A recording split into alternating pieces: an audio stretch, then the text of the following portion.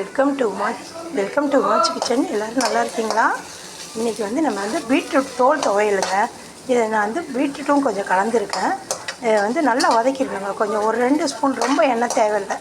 சும்மா இது ஒரு ஸ்பூன் இல்லை 2 பெரிய ஸ்பூனானால் 1 ஸ்பூன் ஊற்றிங்க. போட்டு நல்லா வதக்கிடணுங்க. வாசனை வரும். அது அந்த எந்த மாதிரி ஒரு வாசனை வரும். இந்த அளவுக்கு வதக்கணுங்க. இன்னும் ஒரு 5 நிமிஷம் கூட வதக்கலாம்.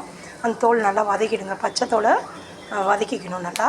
இங்கே பாருங்கள், இதுக்கு வந்து நான் வந்து உளுத்தம் பருப்புங்க, நல்லா ஒரு சின்ன குழிக்கரண்டி அளவு உளுத்தம் பருப்பு எடுத்துருக்கேன். பெருங்காயங்க, இது புளி, உப்பு. இப்போ இது வதங்கினோடனே இதையும் எடுத்து போட்டு இது எல்லாத்தையும் மிக்சியில் அரைச்சிட்டா துவையல் ரெடிங்க. நல்லெண்ணெய் ஊற்றி சாப்பிடுங்க, சூப்பராக இருக்குங்க. கலரே பீட்ரூட் கலரில் இருக்கும் அந்த சாதம். மிளகாய் சொல்ல மறந்துட்டுங்க.